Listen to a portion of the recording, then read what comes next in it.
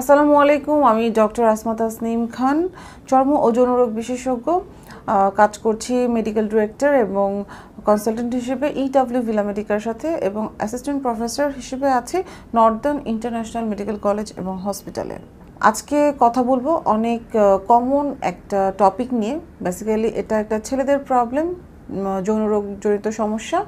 এটা হচ্ছে দ্রুত বীর্যপাতের সমস্যা অথবা প্রি ম্যাচিউর ইজাকুলেশন নামে আমরা যেটাকে ইন্ট্রোডিউস করি। অনেকেই মনে করেন আপনারা যে আমার দ্রুত বীর্যপাত হয়ে যাচ্ছে, আমি কাঙ্ক্ষিত সময় পর্যন্ত ধরে রাখতে পারছি না, আমার ওয়াইফকে আমি স্যাটিসফাইড করতে পারছি না, এরপর আমি কি করব, এই বুঝি আমার জীবন শেষ হয়ে গেল।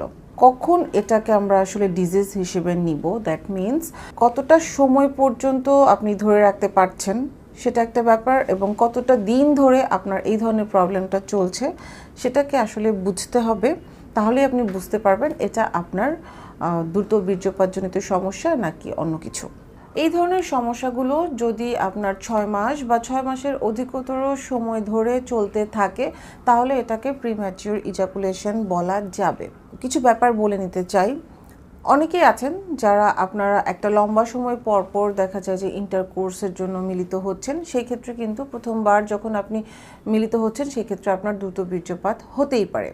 অনেকেই আছেন যারা হয়তো বা স্ত্রী থেকে কিছুটা দূরে থাকেন, কাজের খাতিরে বা অন্যান্য কোনো কারণে হয়তো এক একজন এক এক শহরে থাকেন।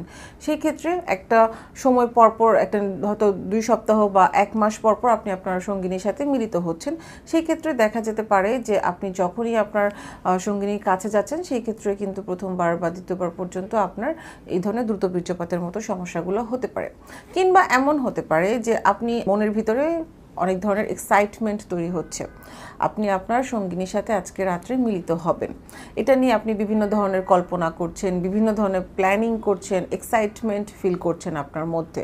সো যখনই আপনি রাত্রেবেলা যখন আপনার সঙ্গিনীর কাছে যে মিলিত হলেন তখনই দেখা গেল যে আপনি নিজেকে স্যাটিসফাইড করার আগে বা আপনার ওয়াইফকে স্যাটিসফাইড করার আগে আপনার বীর্যপাত হয়ে যাচ্ছে। সো এই ধরনের জিনিসগুলো কিন্তু আমরা অনেক ক্ষেত্রেই নোটিস করি। এখন কথা হচ্ছে যে এটা কতটা সময় ধরে আপনার চলছে। এই ধরনের দ্রুত বীর্যপাতের সমস্যা যদি আপনার 6 মাসের অধিকতর সময় ধরে চলতে থাকে তাহলে এটাকে আমরা প্রবলেম হিসেবে ধরে নিব। এছাড়া অনেকগুলো কারণ কিন্তু আছে দ্রুত বীর্যপাত হওয়ার। প্রথমেই যেমন আমি বললাম যে ওভার এক্সাইটমেন্ট, প্ল্যানিং, এই জিনিসগুলো কিন্তু একটা কারণ হতে পারে। দ্বিতীয়ত হচ্ছে যেটা যে যদি আপনার শরীরে লম্বা সময় ধরে কোনো ধরনের ডিজিজ থাকে, দ্যাট মিনস আপনার কিডনি রোগের সমস্যা, লিভারের সমস্যা, হার্টের সমস্যা, কিংবা আপনার হাইপার টেনশন বা ডায়াবেটিসের মতো সমস্যা যদি লম্বা সময় ধরে থেকে থাকে, আপনি মেডিসিন নিচ্ছেন, সেক্ষেত্রে এই ডিজিজগুলো ইটসেলফ যেমন একটা প্রবলেম হিসেবে কাজ করে, আবার আপনি বিভিন্ন ধরনের মেডিসিন খাচ্ছেন, সেগুলোও কিন্তু একটা সাইড ইফেক্ট হিসেবে আপনার বীর্যপাত দ্রুত হতে পারে। সেকেন্ড যেটা বলবো, যদি প্রিভিয়াসলি আপনার সেক্সুয়াল অ্যাসল্টের কোনো ধরনের হিস্ট্রি থাকে, অপ্রাপ্ত বয়সে যদি কেউ সেক্সুয়াল ইন্টারকোর্স শুরু করে থাকেন, এগুলোও কিন্তু অনেক বড় কারণ হিসেবে আমরা ধরে নিচ্ছি। এছাড়াও দেখা যায় যে আপনার যৌনাঙ্গে যদি কোনো ধরনের ইনফেকশন বা ইনফ্লামেশন থেকে থাকে, বিভিন্ন ধরনের ভাইরাস বা ব্যাকটেরিয়াল বা ফাঙ্গাল প্রদাহ থেকে থাকে, সেই ক্ষেত্রে কিন্তু দ্রুত বীর্যপাত হতে পারে, কারণ এগুলো আপনি যখন ইন্টারকোর্সে মিলিত হবেন তখন ব্যথা অনুভূত হওয়ার কারণে এই ধরনের প্রবলেমগুলো হয়। সো যে কারণেই হোক না কেন, ট্রিটমেন্টটা আসলে ইম্পর্ট্যান্ট। যুগ যুগ ধরে কিন্তু এই ধরনের প্রবলেমগুলো ট্রিটমেন্ট চলে আসছে, বাট আমি আজকে কথা বলবো আপনাদেরকে সাথে অ্যাডভান্স যে ট্রিটমেন্টগুলো আছে সেগুলো নিয়ে। যখন আমার কাছে পেশেন্টরা আসেন আমি সাধারণত কিছু ইনভেস্টিগেশনস করিয়ে নিই, দেখার জন্য তার হরমোনাল ইমব্যালেন্স আছে কিনা, কোনো ধরনের কোনো ব্লক আছে কিনা। এরপর তার ভাইটালসগুলো আমরা দেখার পর যেটা করতে হয় সেটা হচ্ছে যে আমরা সাধারণত পেশেন্টকে কাউন্সেলিং করি প্রিম্যাচিউর ইজাকুলেশনের জন্য, এবং আমরা কিছুটা ফুড সাপ্লিমেন্ট পেশেন্টকে দিয়ে থাকি, কারণ যদি এনার্জি না থাকে এই ধরনের প্রবলেমগুলো কিন্তু অনেক ক্ষেত্রেই আমরা দেখি। এবং অ্যাডভান্স যে ট্রিটমেন্টটা আপনার এই প্রিম্যাচিউর ইজাকুলেশনের জন্য সেটা হচ্ছে যে আপনার পিআরপি থেরাপি বা আমরা পি শট বলে থাকি এটাকে।